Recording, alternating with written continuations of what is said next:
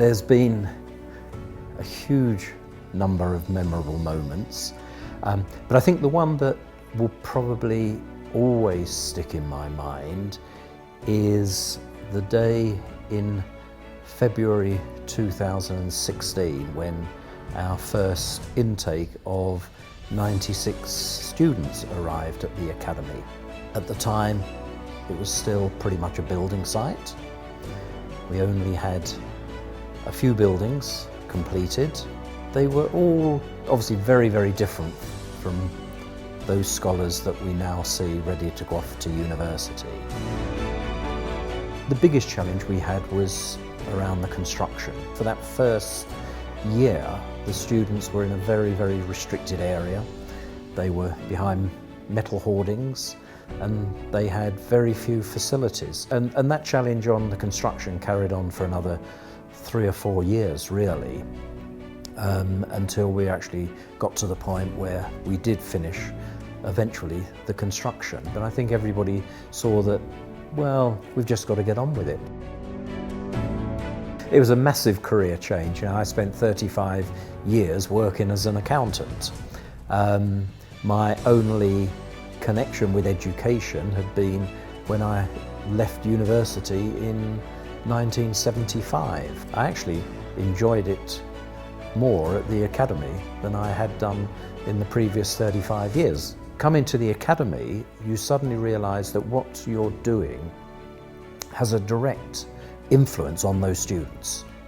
And you're sort of really changing their lives quite dramatically. The scholars was the year group that I knew much more about. Because they were the first ones, they were a smaller group when they came in. And you see them developing over the 4 years that they were here. I think with them not being around now, I suppose you just miss their chatter. They were always very keen to talk. And the fact that within the scholars there were some real characters. There were some who were very, very quiet, but there were some who were really outgoing. And I suppose they're the ones that you got to know more.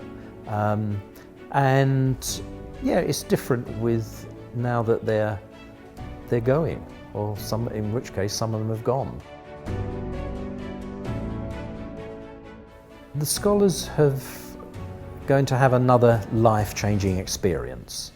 They had that when they came to the academy, and now for those that are going to the UK or the US, they're going to have another life-changing moment. The advice I would give was, first of all, enjoy university, work hard though, and get a work-private life balance. Join clubs, join sports clubs, because that's the way you really start to get to know fellow students.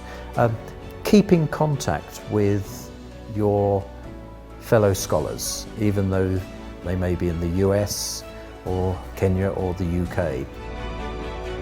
You're great people, you've got huge, huge potential, and I hope that in future years you'll all be coming back to Kenya in senior responsible positions and making Kenya a better country than it is at the moment.